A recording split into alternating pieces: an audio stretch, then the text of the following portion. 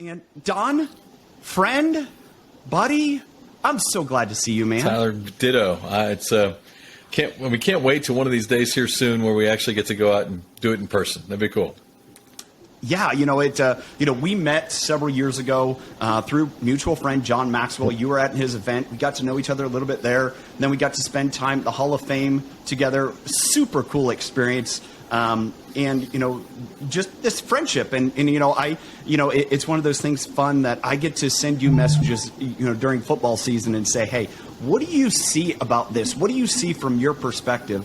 And that was really my, kind of hope to, have you as a guest today is your Corporate Competitor podcast, one of your latest products, which I absolutely love, is nearing its 50th episode. When this releases will be simultaneous with your 50 episode. And so I am sitting here, as you know, I prepare. I've done that in the past, but I just got a couple bullet points I want to hear from you. I don't want to come with a clean slate to learn is, first of all, from your Corporate Competitor podcast, what have you learned? Wow. I will tell you, Tyler, like you, much of my life anyway, has been fascinated around athletes and around coaches and around teams. And so much of it is sports related. But what I realized was in the transition in my life from version 2.0 at Sports Illustrated and writing books to 3.0 and speaking and other things was that I was, most of the people I was talking to would never ever be an athlete at that level, right? And so one of the things I was looking for were ways that I could better bridge the gap between athletics as a passion and lessons it can teach you.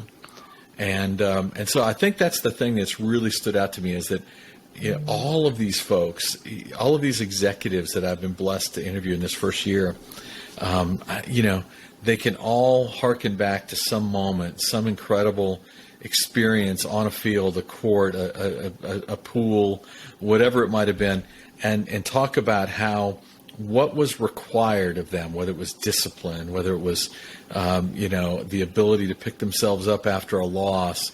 What were the elements that made them as a younger person capable of managing success and failure in their sporting endeavors, how that made them better when they ultimately moved past sports and into the world of business. So that connection point and the ability that everyone had to articulate it, that's what I loved, right? Sometimes you think, well, you have a question and it's a good question, but most people have never thought about it. Every one of these guests, you can tell, they had thought through, boy, I am better as a leader because, right? And that's good stuff. As I again listen along weekly, I love it because we've talked about this before, the bridge between, and as I wrote it down, bridging the athletics to life lessons. Right. And that's what I really enjoy about athletics is it helps us reflect on what are we doing in life, because unfortunately for them, athletes, professional athletes, their entire professional life is on camera. Yep. Because it's great you can study it, but yet it's unfortunate because we as public can study it, but it's how to use those lessons.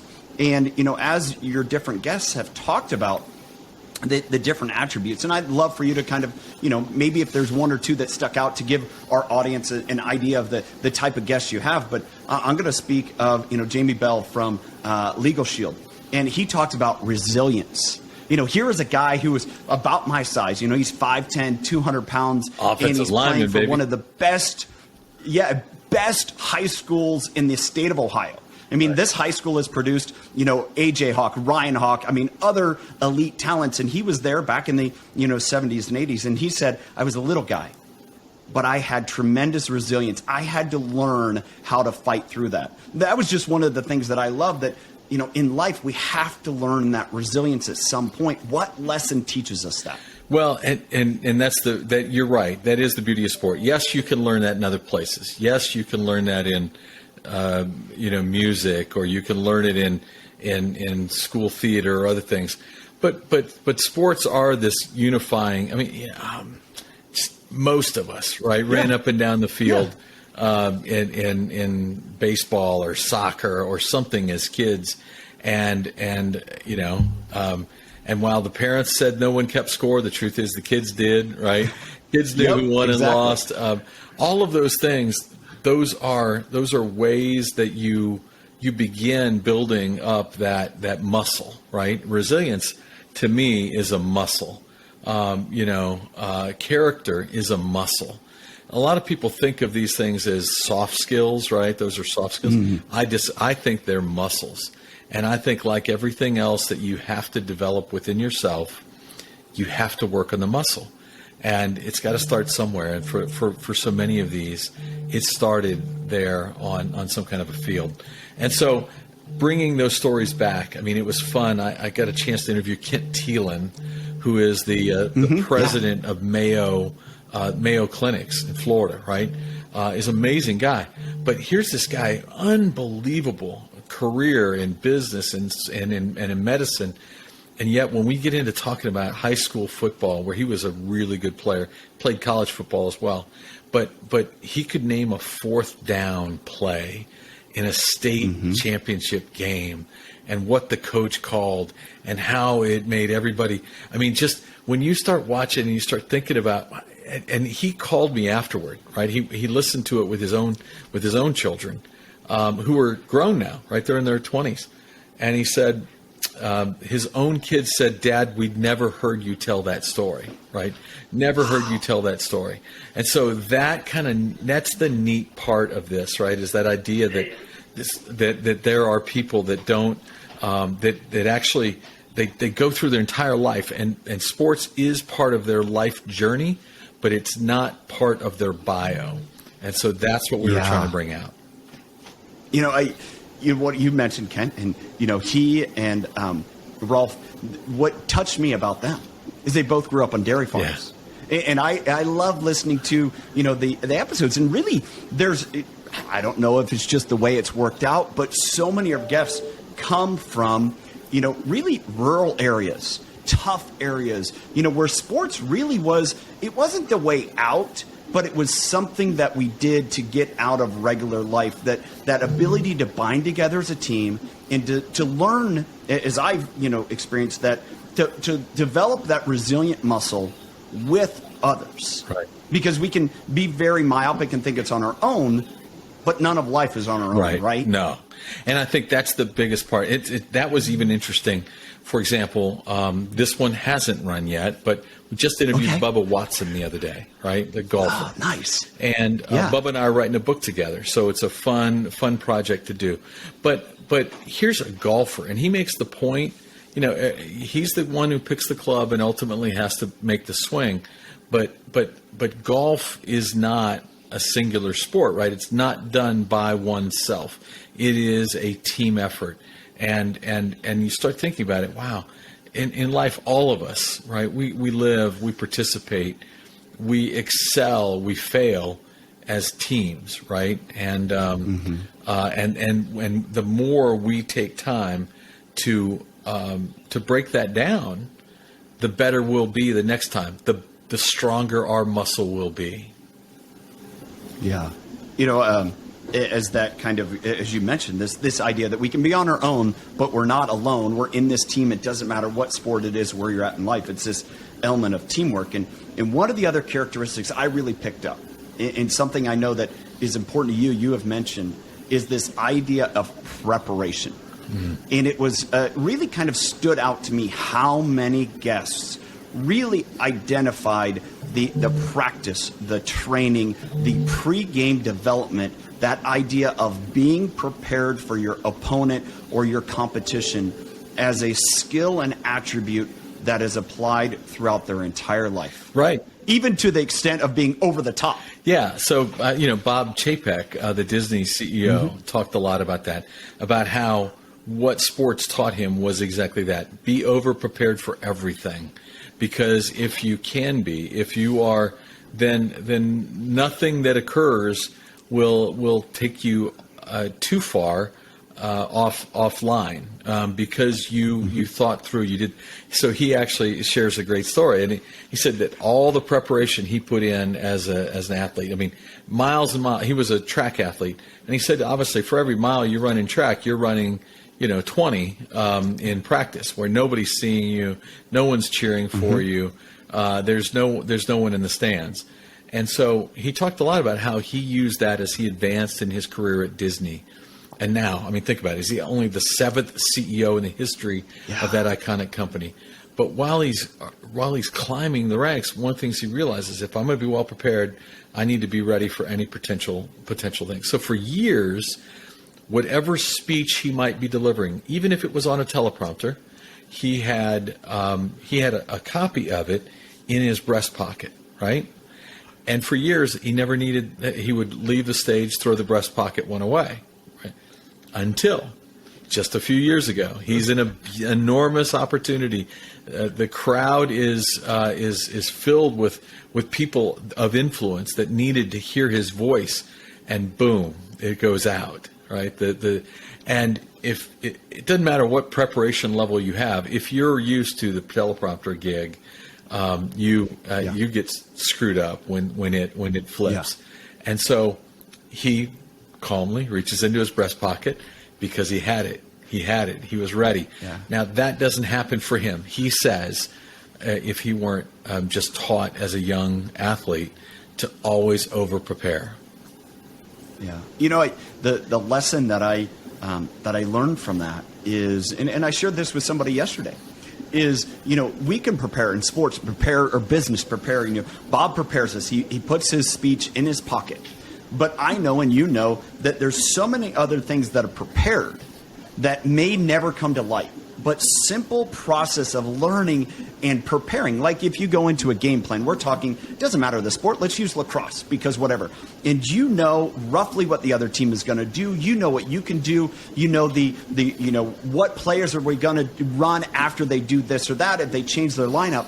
But just the simple process of doing that allows for your brain to react to something you didn't expect at all. Because you've prepared, as opposed to, I've never prepared, I'm going to freak out because I have no idea life changed on me. Right. And that is, I mean, again, a great sports lesson, a great life lesson, and one that, as you pointed out, many of our guests have included among the things they took from their time at sports. We had everything from visualizing victory, right, from being able to see what it means and think through what it means to become successful, to, having walk-ons like Brandon Landry, right, who was a walk-on basketball player at Louisiana State, and who talked about developing the walk-on mentality. And he argues, rightly, that all of us, right, are walk-ons in life. We all have largely struggled to try to find our way. But when you can actually develop yourself as a walk-on, develop yourself and make sure that you're that person, you then can actually even go out and become an owner of a company. He owns a great, incredible string of restaurants that are called walk-ons, in which he inspires all of those employees that work for him to live that mentality, to be that. So, from start to finish, this has been just an incredible learning journey for me. And that's the fun part, right? You know it. Yeah. That's the beauty of doing this. If you had told me at the beginning that that's what I would get out of building a podcast, I'd have done this 5 years earlier. But guys like you who have been doing it are really, it's a blessing. It's an incredible blessing. For me, and I'll share kind of this impression what I got from that as a student, as someone who loves to learn. This process is quite honestly very self-serving. But I know if I'm learning and we're asking great questions, even the guys in your room are going to learn something, right? The people listening in are going to learn. You can't help not to if you devote the time as we're sitting here learning together. And to me, that's what makes this so much fun. Yep. Let's transition a little bit. I want to talk about, I've had the honor to meet one of the impetus of one of your books, Kyle Carpenter. Yeah. Amazing book, amazing story, and got to meet you and Kyle and have lunch with Kyle at the Hall of Fame a couple years ago. But you have a new book that you're writing with Bubba Watson, but a book is just released with Jack and Jackie Nicholas, excuse me. And you just, Nicholas, and you just, interviewed them. What I want to know is, you've had Walter Payton, you've had other tremendous athletes, figures that you've written books about, spend time with John Wooden and that entire family. I want to know why you personally have chosen to write those stories. So it comes right down to what you just said a minute ago about podcasting, Tyler. It's enormously selfish, right? People asked me years ago, like, how do you pick the books you choose? And I've been lucky. The Nicholas book is my 32nd book. And I choose stories that I can't wait to learn, right? And I figure if I can't wait to learn it, and if I'm willing to pour myself into it, and I'm willing to spend hours and hours and hours researching it, then I can make it a good read that will take you far less time to appreciate the greatness of the story. So I'm constantly looking for, I have, and I won't go back and tell you which one it is, but early in my career, I did one book for money, right? Where I was just paid a crud load of money to do a book with somebody who I didn't personally like, but I did it because I made a crud load of money, right? And since then, I've vowed never to do that again. Like I will work with people whose life story inspires me, and I know that if I'm inspired by learning their life story, I can hopefully translate it into words in a way that lets others feel the same inspiration. Well, I love you saying that, because I think that's a life lesson that a lot of people have to learn is really when whatever you're doing, however you're trying to add value to serve people, if it's out of like, hey, I want to serve because I see the greater opportunity here, not just I'm going to do a job to get paid. My opinion, the result is always better. It's always better because you give that extra effort. And I would imagine if somebody read all 32 of your books and said, which one is it? My guess is they could probably sense it just by giving that description of, hey, and maybe you grew to like the person, appreciate the person in the process, but there was something different. I would imagine you could pick up. And I believe that's everything we do in life. Yeah, right? No. And the flip side of it is if you in doing these books, some of the most incredible things have happened, right? We mentioned just minutes ago the Bubba Watson opportunity in the book, right? In this book, Bubba Watson, for the first time, really digs deep on anxiety and the mental health challenges he has struggled with in a sport in which nobody talks about that because everybody thinks, golfing is 90% mental, right? The swing and everything else, there are some who have just magical swings, but the ability to process and to keep yourself in the moment at all times is obviously a key element in golf. And so for a two-time Masters champion, right, one of the greatest players of our generation, for him to sit and open up about this, he said to his agent the other day, I was talking to that agent, and he said, you know what, if we don't sell a single copy of this book, it was worth it, because I got the chance to unburden myself for the first time in relationship, right, in conversation with Don, of the challenges I faced, and by articulating them, by putting them down, I'm better for the experience. And you realize there's a cathartic nature to writing these books as well, right? If you do a good job, you're pulling from people things that they may not naturally want to talk about. But in that conversation, extraordinary things are allowed to happen.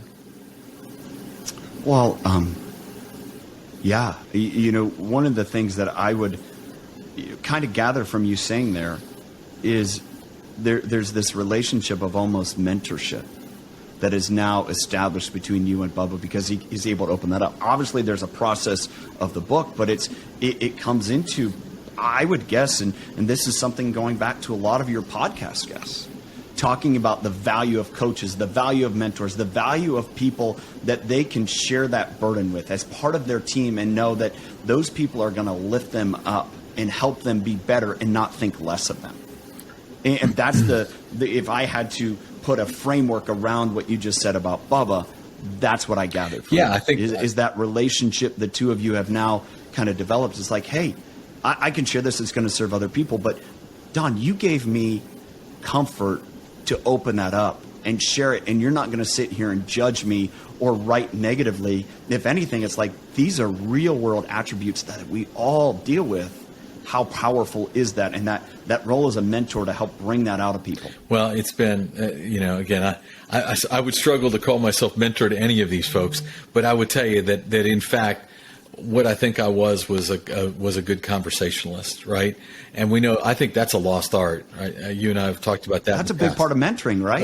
I agree. I'm struggling sitting there going, man, mentor to me is a big word, right? I've only had a few of them in my life. I get that. And I think, man, I don't know that I'd put myself in the category with any of the folks that have mentored me. But I will tell you that what I have learned is that if I can, as you said, ask, be non-judgmental in the listen, and from the active listening and the art of listening, to find the next good question, what you are able to do is literally put people at ease in the most uncomfortable of places. They can, at moments where they would never have said the things they'll say, realize I did this in complete comfort. And that's the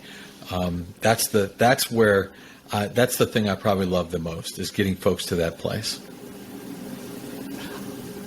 I'm just going to say it because I appreciate you as a mentor in my life in a way, is that's a mentor. Well, and I think that's part of the impact.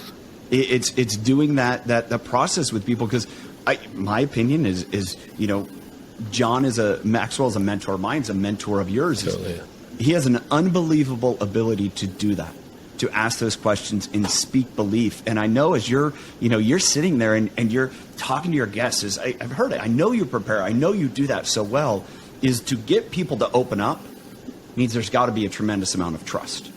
And to me, to spin this to athletics, is the athletes that look back at their career and they're like, I would have never guessed I would have accomplished that, is because they had coaches and people within their organization. Maybe it wasn't the head coach, maybe it was a position coach, assistant coach, whatever, that was able to unlock something that they didn't even realize was inside themselves. Just to play this conversation full circle. Keep going. One of the things that really, one moment that I'll never forget was in one of our early kind of big interviews, right? Big gets, if you will, as an interview, was with Brian Moynihan, the CEO of Bank of America, right? The guy has 210,000 employees who answer through a chain up to him, right?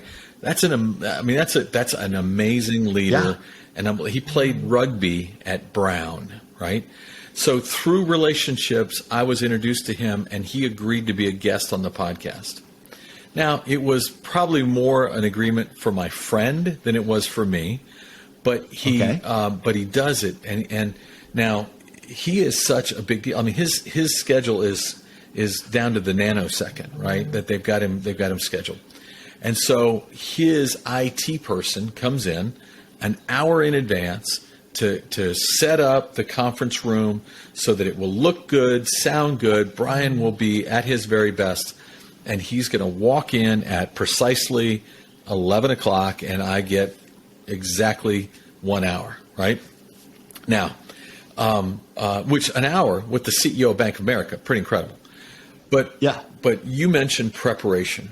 So I think this is the thing I am most proud of about what we're building at this podcast, is that in advance of every interview we do, we'll do 12 hours of research into, not just their business career, but what high school coach they played for.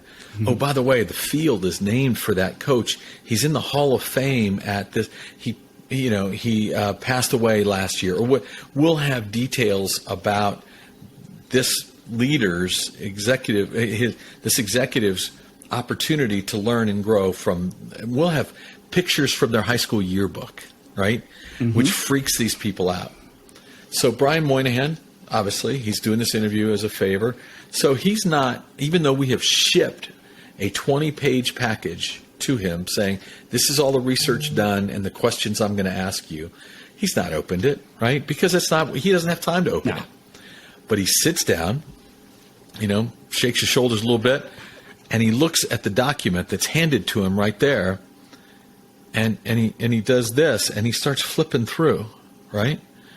And you watch him visibly become like comfortable, like, wow, you know what? I'm not showing up here to have you ask me random questions about what high school I went to. You've done all the work in advance, and what he said and the way he opened up so quickly, right? That doesn't happen without good preparation. And so the work done on the outer ring of that preparation circle, right, allowed him to immediately advance into a comfort zone that would have taken most settings 20 minutes to establish, right? So that was a great lesson for me that, it would be a whole lot easier to do these podcasts and to book these guests and just do a Wikipedia search and just try to, hope that most of it's true, right? But the amount of work that the woman who runs our podcast, her name is Savannah Gallagher, the amount of work that she and her team do to prep and be ready so that when we sit down, the guest knows they've been taken care of, they've been studied, and nothing tells care greater than study, right? If I've taken time to learn your story, what does that say to you? That says to you, I care. I want to run with that because that to me is a great topic in leadership. So can we go with Please. that? I think one of the lessons that I've had to learn and develop is empathy. And to me, curiosity is empathy. You talked a little bit with Bob about that. Show back is this curiosity quotient. And to me, as a leader, empathy is displayed through curiosity. And as you displaying that as a leader to another leader, hey, I'm so curious and empathetic and caring about you as a person, I'm willing to prepare. That is, what you just told me is something that you shared with me in our previous episode is you said, wow, Tyler, I was amazed by your preparation. And I enjoyed that process of prepping because I want to come and know what's going on. Like, yes, I listen to your podcast. I know these guests because that to me makes this conversation rich. Absolutely. To me, in connection, in relationship, in leadership, it is that single attribute that I've had to learn because I love to connect. I'm a curious person, but I never connected it with being empathy is the difference in teamwork in relationships and organizations. At every level. At every level. It is so true, right? If you take time to show someone you care, they will care about you, right? And what do we want? We want relationships where that is mutually exchanged and that is beautiful, right? If we can make that happen. And and just not to blow smoke up your skirt, but I did a podcast the other day in preparation for the release of the Nicholas book. And the podcast host, other than knowing that I wrote a book, knew almost nothing. In fact, asked me, how long have you been writing? Is this your first book? And I'm thinking, on the flap of the book, it says it's my 32nd book, right? And he didn't even open it up to look at the flap. And so the interview was flat. Like I gave zero energy to the interview. And I swore to the publicist who had asked me, I said, by the way, don't ever ask me to do that interview again. Like I will never go back on that show. And it's a pretty significant show. I just don't need it, right? Yeah. When you reached out and said, Don, I'd love to do this again, the answer was an absolute. Why? Because of the respect earned from the first time. So the beauty of this is it pays dividends for a lifetime. Yeah. Well, to me, that is, I've learned from a friend, Brad Lomanek has an amazing kind of 2 or 3 minute going through the difference between a networker and a connector. Yeah. And to me, it is that beauty of being a connector is I want to come here. Why did I want you as a guest? Because I want more people to listen to your podcast, because to me, it gives great context and knowledge to our world. It's how can I add value to you? And with that, I know you're going to add value to the few people that listen to this. But it's furthering that relationship to know I am better when I get to learn from you. And I am better, the people that you've introduced to my life who've become now good friends, that I've gotten better. It's to me, when people focus on that at any level of your life, I don't care if you're the lowest of the lowest rung in any organization or if you're at the highest, if you focus on those attributes that you just talked about, you will make a difference. You will make an impact. And as I've experienced in life, it was accepting my insecurities, because we all have them, and saying the solution to my insecurities was just being empathetic, being curious about people, to know about you and your family. And I know the health challenges you had a year ago, and that's on my heart and caring, because you're an important part of my life, even though, we may text here and there, but I know the value you bring. And it's partly because of the mentors you have had. I consider myself very lucky to call two people friends that were both spent tremendous amount of time with John Wooden, in between you and John Maxwell. And to me, that's just an amazing component of my life that I'm thankful for. And it's funny, as we talk about this as a coaching, as a leader, as I've studied them, and you know far better than I do, I think one of the greatest attributes as a coach, as a mentor, that Coach Wooden displayed was empathy. He cared tremendously about his players, whether they were starters or not, right? Yep. Yeah, no, in fact, he made it a real point. One of the things I loved about him is, a game would end, and if you go back and, again, these things aren't recorded, so you have to go back and actually read transcripts, which I did. In his post-game interviews, his post-game press conferences, he never mentioned the player that scored the most points or the player that recorded the greatest number of rebounds. He always talked about the players who cheered for them on the bench, right? Or that player who came in midway through the second half when somebody needed a breather, and this player gave it all for 90 seconds. He mentioned because he knew the world was already going to pay attention to the player who scored the most points and recorded the most rebounds, but that he as a leader could make the world's attention shift to these other people for a short period of time. And trust me, they knew, right? They knew. Yeah. He told a story once to me about one of his great players, a great scorer, and the player and one of his demands of his players was, if you scored a basket but it came off of a good pass, an assist, someone set you up to be successful, right? That when you return to the other end of the court, you're to look at the other player and acknowledge them for making a great pass. And this player, a young, player who had been enormously successful in high school, but a little selfish, right? Looked, he said, "Well, Coach, what happens if I turn and the guy's not looking at me?" And Coach Wooden said, "If you are there to acknowledge your teammate, trust me, they'll always be looking at you." And what a great lesson, right? Set a culture in which you say, acknowledging each other and all of those things. If you make, John, again, just so many lessons from John Wooden that you just couldn't help but learn from him every time you're around him. One of the things that I was talking to a friend yesterday, we got into this youth sports conversation and his coaching. And I made mention to him, and I said, we're in this generational shift. I believe it's part of our generational shift in leadership. You have, baby boomers evolving to, Gen Z, and guys my age, guys that are in our early 40s are sitting here, and we are the bridge. To come back to your bridge between athletics and life lessons, to me, I believe we are this leadership bridge. And one of the things that's interesting is this guy and I were talking about it, and he played, college football, college baseball. He was a two-sport athlete, and a lot of his coaches during our age area modeled after Bobby Knight. And, it's very gruff and hard and yelling and screaming. And how many coaches now today of our kids' age that feel like they need to be that way, as opposed to the coaches that realize, you know what? We need to model after Coach Wooden. because he wasn't that yeller and screamer from the sideline. He was the guy that was the champion. He was building guys up. He was saying, this is where you can be successful in our opportunity as leaders, but also as coaches to show there's a better way. There's a better way that's going to accomplish more for a lifetime.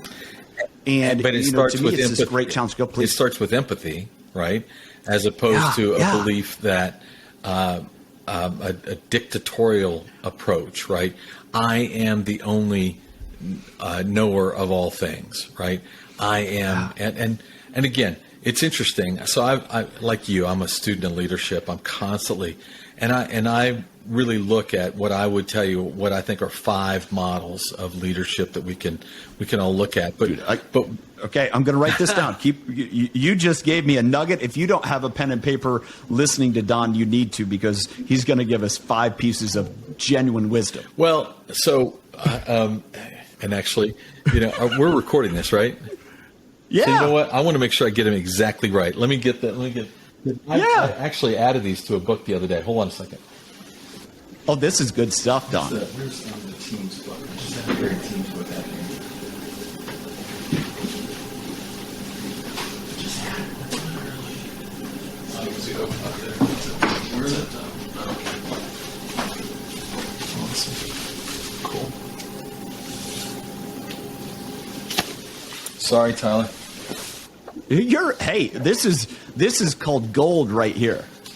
No, because in this understanding your leadership style, assessing your leadership style is one of the things we did in the book, right? But anyway, all right. So, how do you want to pick this back up? Just go for it, man. So in looking at these 5 styles, right, and we really spent a lot of time not just talking to others, but working with great leadership experts. So the first style is command and control. And there's where you'd put a Bobby Knight, right? That's somebody who believes he is the general, right? The fact that he went to Army and coached at Army makes him think that he's the general. But George Patton, others, right? Martha Stewart, they're dictators. They believe that they should command and control. The second style is relational, right? And that's those who are able to, they work their work constantly to try to keep their teams happy and harmonious, right? They're constantly working on the relationship with each other.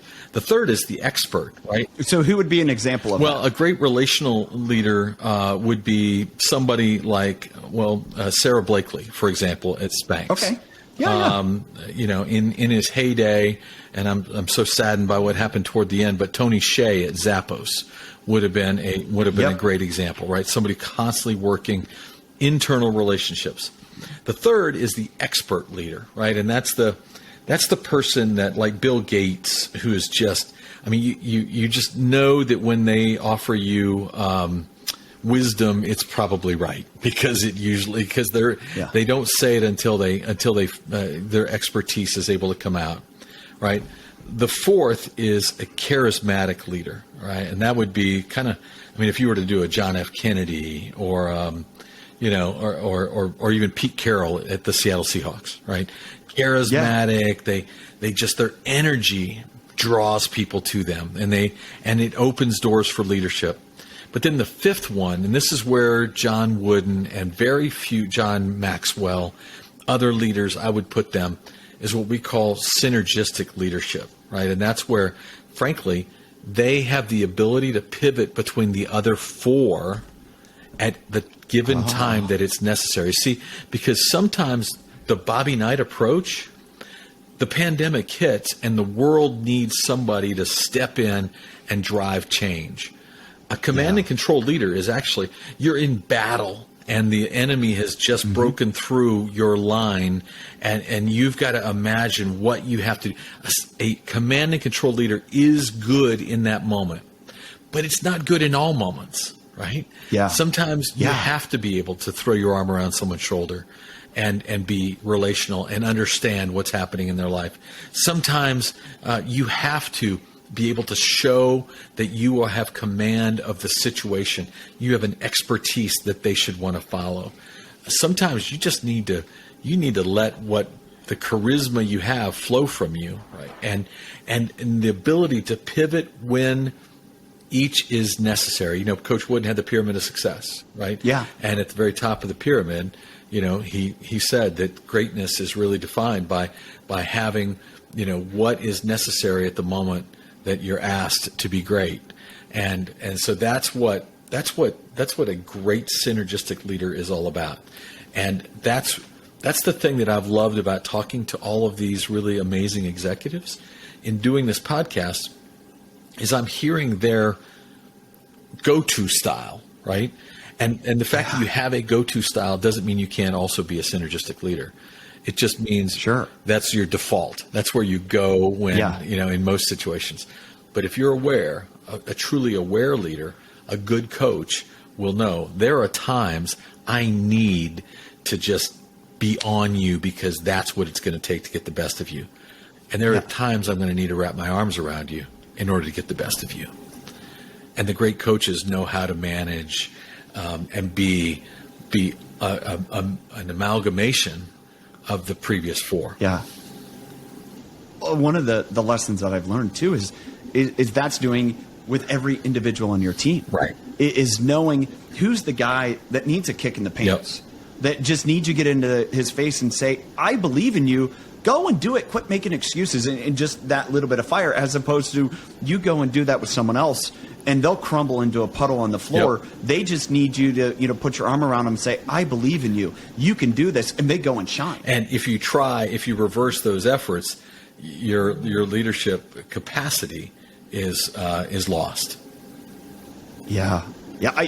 Well, to me, again, and to circle this around, it's you mentioned this list, and there's business people, but there's a lot of coaches, professional coaches, that we get to see that displayed, and their ability on the field is displayed by, you know, what happens in their career. And you know, I'm going to circle this back to my Browns, because I mean the Browns are good right now. If we don't talk about the Browns, you are the sports guy, and if we don't talk about Browns, then we've lost an opportunity.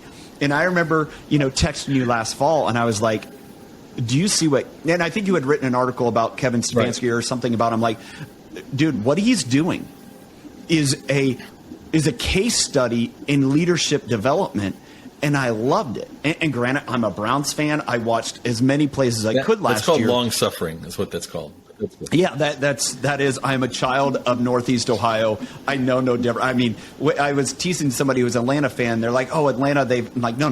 You don't have it. I'm a Cleveland fan. No, I'm a Cleveland fan. This isn't a badge that I want to wear. But when I saw Kevin Stefanski in last year, the beginning of the season, and a new coach, and a team that has never had success, and he's going out there and it's 4th and 4, and they're going for it. And the commentators are like, well, that's a risky call. And you just saw the trust and belief. And I don't even think they got that play, but they came off the field and they're like, he believes in us. Yeah. Yes. Yep. And, you know, that's why they were able to, you know, nearly beat the Chiefs at the very end of the season, all beat up. It's because that layer of belief had been just laid in there. How do you show to me, it was like, that's leadership. Yep. Yeah. No, I love, it's been, it's, you know, like you, every day is an adventure. Every day is a learning opportunity. Every interview is an opportunity to gain something new from someone. And as a result, increase I hope, my own leadership internally with my team and externally, kind of with the places I get to coach other executives and the places I get the chance to speak and do those efforts. Because any time you get a chance to just engage these conversations, I truly believe people are better as a result. Well, Don, I am better today for the time that we have spent together. I am better for the work that you're doing to share the stories you're sharing and to bring those leadership lessons out of it. And so thank you, friend. Thank you. Keep doing it, man. And I'm thankful for the opportunity. And again, to just go in your wake. Tyler, it's the other way around. I will. Okay, so I will have just recorded 50. You're at what number now? Well, this is, I think, tomorrow. This week releases 19. I've probably done 30 some. Before that, did 30 or so. So I think altogether podcasts I've probably recorded some 65 episodes. So not that many in the grand but you're a scheme little of ahead things. of me, and that's good. It's always good, right? Find those people who are a little ahead of you, and then work to learn. So good. Yeah. Well, I appreciate you helping me learn. So Ditto. thank you. Thank you.